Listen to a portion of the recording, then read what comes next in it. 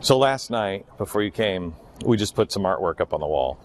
First, we put the NSA artwork up, which is the Fourth Amendment, which is something that you are really big into. You constitutional crazy are always talking about people's rights. The right of the people to be secure in their persons, houses, papers, effects against reasonable searches and seizures shall not be violated. What part of this doesn't the government understand? Well, first of all, I like coming to a studio that gives me my own backdrop. Can I have my own theme music, too? Yes, can I have an intro theme music? Yes.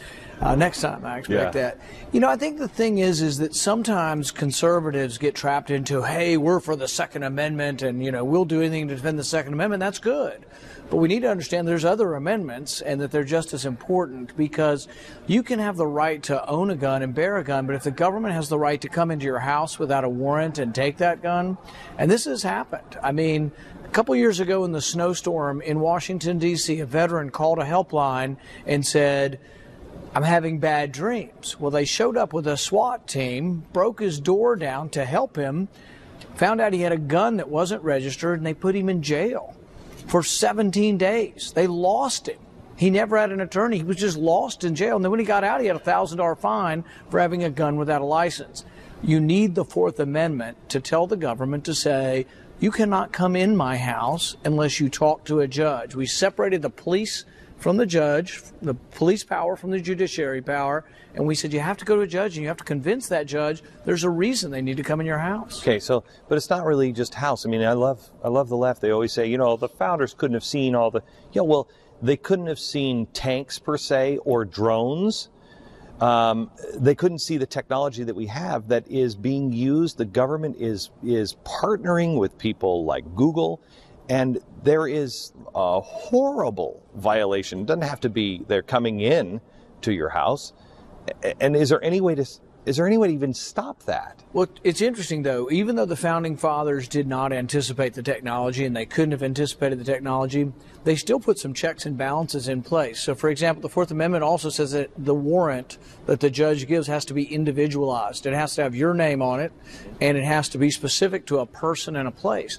And so really that's what's wrong with the technology right now. The government says that's kind of a pain in the you-know-what. So we don't want to get an individualized warrant. We're going to go to Verizon with a single warrant, but we're going to get the records for 300 million cell phone users with one warrant.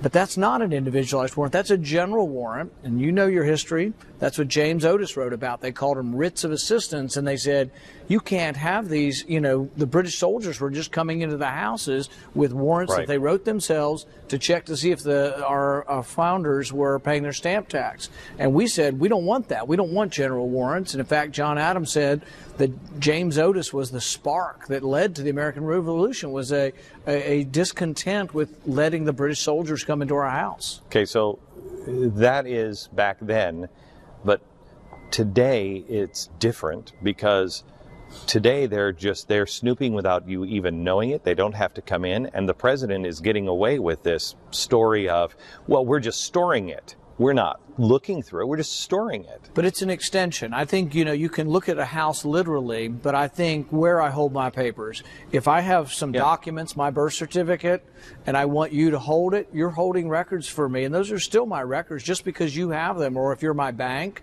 or if you're my Visa card or my credit card, just because you hold those records, I think does not make them any less private. The courts back in the 70s made the ruling and said, oh, that's just property, so we only need one warrant to get AT&T's property. It's no longer your record. I would beg to differ. When I sign up with Google or when I sign up with Visa, there's a privacy agreement that says they're not going to share my individual information, and I expect them to adhere to it, but I also expect the government to adhere to that contract. I'm letting them have my records. Okay, the Fourth Amendment should apply to those records. So here's the other problem with this, though, is as I see it, not only is the president saying, well, we're doing this, people are seemingly okay with this. They're saying, I have nothing to hide, so why should I care? I think it's a lower bar. If you have nothing to hide, you have nothing to fear is a little bit of a different bar than innocent until proven guilty. So people need to think profoundly about that. They also need to think about what Madison said. Madison said if government were comprised of angels, then you wouldn't have to worry. If you have nothing to fear, let them have your records. But guess what? There have been occasions when the government has done things to their political opponents. Think of what Hoover did to Martin Luther King.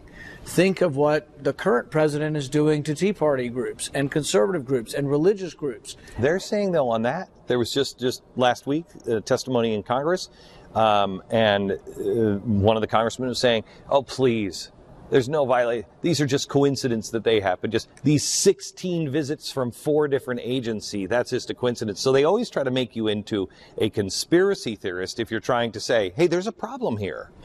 Tell that to Catherine Engelbrecht, and I think you've interviewed her from down in Richmond near Houston, and she said the FBI interviewed her 17 times, the ATF interviewed her, she was audited personally by the IRS, by the IRS. That's who they said it to just last week. In Congress, in a congressional hearing, that's who the congressman actually looked at her and said, you're just making this up as... But you know the terrible un-American thing she was doing, right? She was trying to prevent dead people from voting.